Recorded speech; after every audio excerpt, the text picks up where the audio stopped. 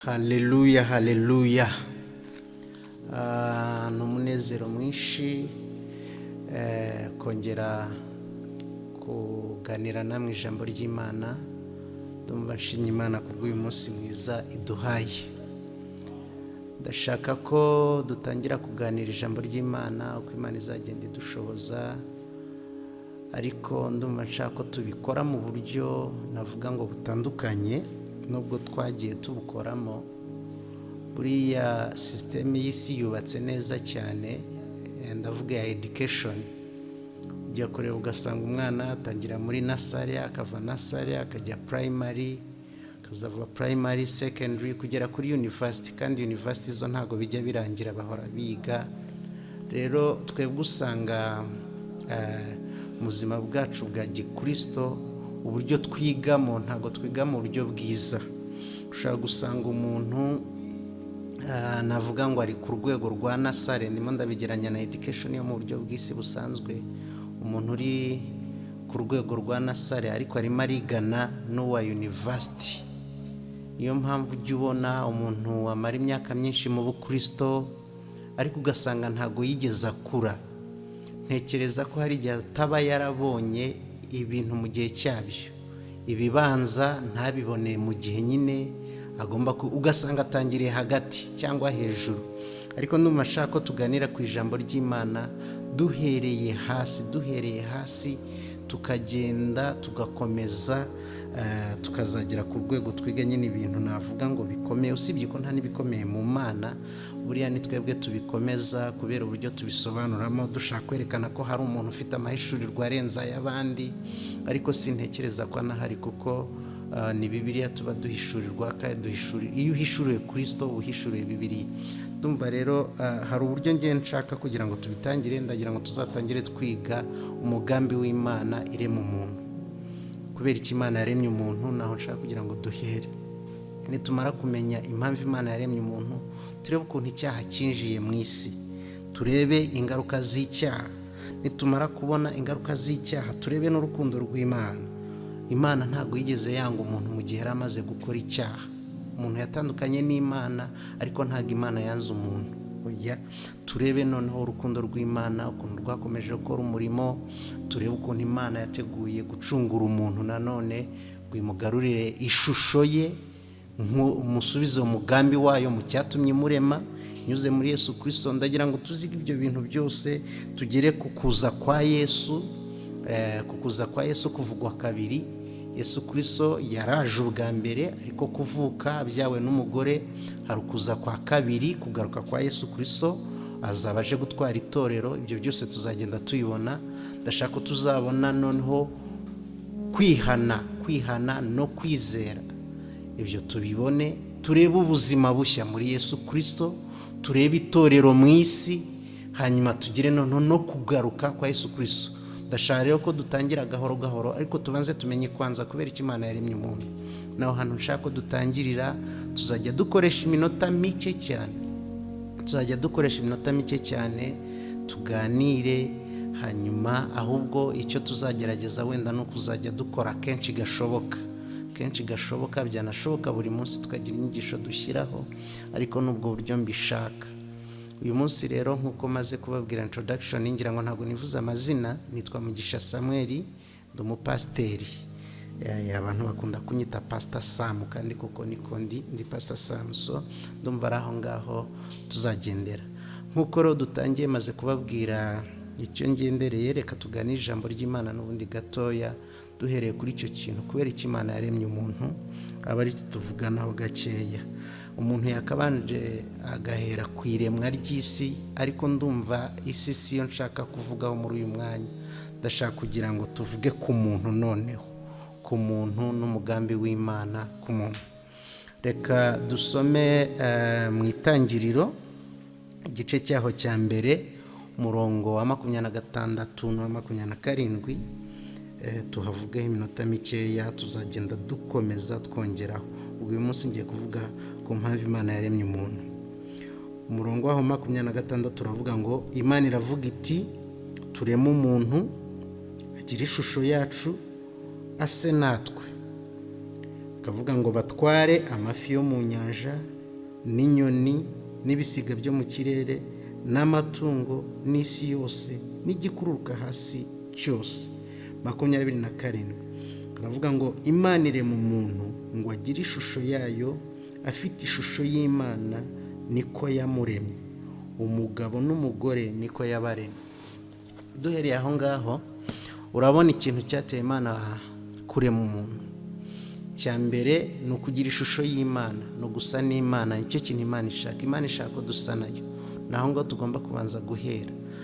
Abantu benshi babihimbyemo n'indirimbo baravuga ngo Imana yaturemeye kuyiramya. Ntago mbihakana, ariko tuvuze gusa ko yaturemeye kuyiramya twaba dushatse nko kuvuga ko hari icyo yari ibuze. Ntago Imana yaremye umuntu kubera ko hari ubukene runaka, hari icyifuzo runaka, ntago yari ikeneye ko agira ikintu ayifasha cyangwa yikorera itashoboraga kwikorera.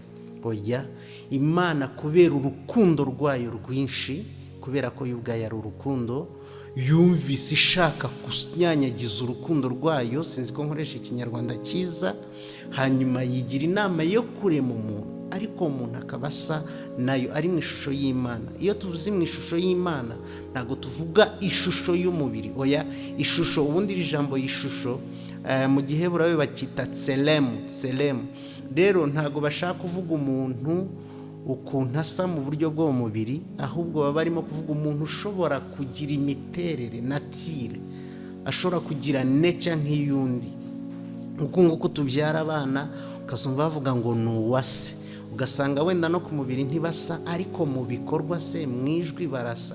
Iyi shusho y'Imana rero, uko gusa n'Imana kuvugwa hano, ntago ari ugusa mu buryo bwo mu mubiri. Ntago Imana yaremwe mu ibumba, ntago Imana ari ibumba, cyangwa ntago ari ibitaka, kandi twebwe twaremwe mu bitaka. Umuntu wacu w'umubiri yaremwe mu bitaka.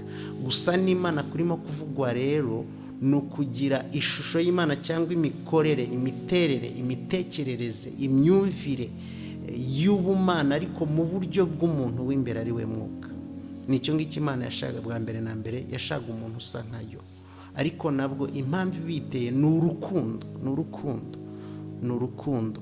Ni nk'uko urabona twebwe, njyewe nagiriye ubuntu, mfite abana, ariko n'umubyeyi uwo ari we wese, ntago ushaka umudamu, ntago ushaka umugabo ngo kugira ngo gusa mubeho, muba mushaka no kubyara. Bariya abana rero berekana ishusho yawe. Iyo urimo kubareba uribona mu bundi buryo runaka. Imana yashaka nayo kwibona muri ubwo buryo, ariko ishaka ko duhagararira. Kamvuga ngo impamvu ya mbere ni urukundo. Imana ni urukundo, nicyo cyatumye irema umuntu. Hanyuma uyu muntu imuha ububasha n'ubutware ku isi n'ibiyuzuyemo. Ubu butware tuzabuvugaho, ntabwo igihe umuntu yari amaze gukora icyaha yabutakaje, aho ntabwo turahagera. Umuntu yagumanye ubutware, ariko ahinduka umurongo ubutware bwari burimo. Ntibwaba bugikora mu buryo bw'Imana nyine, kuko umuntu yari yamaze gutakaza ishusho y'Imana. Ariko icyo nshaka kubanza kumenya uyu munsi wa none, Imana yashakaga kurema umuntu mu ishusho yayo, mu rukundo rwayo rwinshi, agasabana n'Imana, agakorana n'Imana, akagendana n'Imana. Iyo usomye hano mu itangiriro n'ubundi mu gice cya 2, umurongo waho wa 7, ubona amagambo ameze gutya. Reka tuyasome. Itangiriro 2:7. Bibiliya nshyashya impapuro ziracyafatanye nyiratinda, ariko bihangana turi kumwe. 2:7 avuga ngo iki? Aravuga ngo Uwiteka Imana irema umuntu mu mukungugu wo hasi, imuhumekera mu mazuru umwuka w'ubugingo, umuntu ahinduka ubugingo buzima. Rero uko gusa n'Imana rero, umuntu yaseye n'Imana igihe yari imaze kumuhumekeramo umwuka w'ubugingo, agahinduka ubugingo buzima. Akiri ikibumba, yari ataragira ishusho y'Imana. Ishusho y'Imana yaje igihe Imana yari imuhumekeyemo. Ni ukuvuga ngo icyo Imana yahumekeye mu muntu nicyo bumana. Muri Yohana, ubutumwa bwiza bwa Yohana 4:24, Bibiliya ivuga neza ko Imana ari umwuka. Imana ni umwuka, n'abayisenga bakwiye kuyisengera mu mwuka no mu kuri. ni ukuvuga ngo Imana yafashe ubumana bwayo ko navuga ibushyira mu muntu igihe yari impumekera umwuka wayo nibwo yaragize ishusho y'Imana. Icyo gihe rero hatangira ubusabane, kandi n'icyo Imana yashakaga, hatangira ubusabane hagati y'umuntu n'Imana. Umuntu n'Imana babana amahoro, umuntu afite ubutware, yari yamuhaye inshingano zo kurinda ingobyi ya Edeni no kuyihingira. Hanyuma agira ubutware ku bintu byose, ategeka inyamaswa zose n'ibintu byose. Ubusabane n'Imana buraba. Ntabwo Bibiliya ibivugaho ibintu byinshi, ariko mwibuke ko ntabwo umunsi umuntu yaremwe yahise atandukana n'Imana. Hari igihe bamaze basabana. Iyo usomye mu Itangiriro, n'ubundi hano twari turi mu gice cyaho cya 3 umurongo wa 8, ngira ngo hari umurongo bigaragaza ko umuntu yajyaga asabana n'Imana. Nubwo tubona Imana ije gusabana nabo igasanga bamaze gukora icyaha, haravuga ngo bumva imirindi y'Uwiteka Imana igendagenda muri ya ngobyi mu mafu ya Nimusi. Wa mugabo n'umugore we bihisha hagati y'ibiti byo muri iyo ngobyi amaso y'Uwiteka Imana. So hano ntago ari ubwa mbere Imana yarije. Bari bamenyereye imirindi y'Imana mu mafu ya Nimusi. Imana yajyaga iza ikaganira nabo, igasabana nabo, ikagendana nabo. Sinzi niba baranasangiraga, ariko hari ubusabane kandi bwahoragaho hagati y'umuntu n'Imana. Ni iki ngiki rero Imana yashakaga mbere na mbere. Yashakaga umuntu usabana nayo, umuntu ugaragaza ubumana hano ku isi. Niyo mpamvu yari yanamuhaye ubutware ku bintu byose byo ku isi. Imana ntabwo yaturemye kubera ko hari ikindi kintu yashaka ko tuyikorera itarishoboye kwikorera, ahubwo ko ari ukugira ngo inyanyagize urukundo. Icyo Kinyarwanda kibaho, ko ari ukugira ngo urukundo rwayo rugere kure. Yashaka kubona abantu ikunze. Buriya ababyeyi ubu ngubu dusigaye turi mu bihe by'iterambere, ntazi aho bituganisha. Ntabwo abantu bagikunda kubyara abana benshi, ariko kera abantu babyaraga abana benshi kandi bakabikunda, bakabyishimiramo, abana bahurira ku isahani. Imana na none ubwo yashaka abantu ariko basa nayo, bafite ishusho yayo, batekereza nkayo, bakora nkayo. Nawe tekereza, uyu munsi turi 8,000,000 ku isi. Ndeba iyo twese tuza kuba tugifite uwo mutima n'ubwo busabane na buriya butwara umuntu yahoranye. Nagira ngo mbibutse ko ubutware ntaho bwagiye, ariko bwakoreshejwe nabi kuko umuntu yaje kuba mubi. Ariko aho tuzahagera ndashaka ko tugenda gahoro gahoro. So Imana yakuremeye gusa nayo, kandi iguhumekeramo umwuka w'ubugingo. Imaze kuguhumekeramo umwuka w'ubugingo, hatangira ubusabane. N'icyo Imana yashakaga, ubwo buzima bw'umuntu n'Imana, ufite ubutware ku bintu byose biri mu isi. Nicyo ngicyo Imana yashakaga, cyaje kuvanwaho n'icyaha. Mu nyigisho ikurikiraho tuzareba ukuntu icyaha cyaje n'ukuntu cyaje kwica ubwo busabane, ariko naho nshaka tugendere, kuko tuzagera n'ukuntu nanone Imana yaje kugarura uwo mubano yashakaga ku muntu mbere na mbere muri Yesu Kristo. Uyu munsi yari introduction, tuzakomeza inyigisho. Ariko iki ngiki niyo ntagisubiraho, kivuga ku mpamvu Imana yakuremye wowe. Bimenye Imana yakuremye kubera ko ikunda, yakuremye ishaka gusabana nawe, yakuremye ishaka kugira ishusho yayo hano ku isi, ugaragaza ubumana ku isi, uba nk'umurepresenta wayo. Ariryo ririya jambo tselem rivuga ishusho y'Imana. Tselem ni umuntu ushobora guhagararira undi, umuntu ushobora kubera undi aho atari, akagaragara, akagira natire y'uwo muntu aho muri absence y'uwo muntu, wowe ukaba wakora nk'ibyo we yari gukora ahibereye. Nicyo ngicyo Imana yashatse. Hari icyo yashakaga, yashaka uba hano nkayo, nk'aho ariyo yabihari. Ndumva uyu munsi tutavuze byinshi, ndashaka kugarukira aho ngaho. Gusa ni introduction, tugiye gutangirana n'inyigisho muri iyi minsi. Icyo sinzakigarukaho, tuzatangira none tuvuga ukuntu icyaha cyaje kuza kikica wa mubano w'umuntu n'Imana. Reka dushime Imana. Turagushimye Mana yacu, tugushimiye kudukunda, tugushimiye kutwitaho, kandi imigambi yawe yose ni myiza kuri twebwe. Tugushimiye ko wadukunze urukundo rutangaje, waturemye nta kindi kintu dushakaho, ntacyo washaka ko tugukorera, kuko wari wihagije. Wari ufite byose, ufite abakerubi, abaserafi, ibizima, abakuru 24 bavuga ngo uri uwera ku manywa na nijoro, kandi bakabivuga bera. Abo bari bahari, ariko washakaga kutwereka urukundo, kwerekana urukundo rwawe. Washaka kudukunda uraturema, turagushimiye kuko waturemye.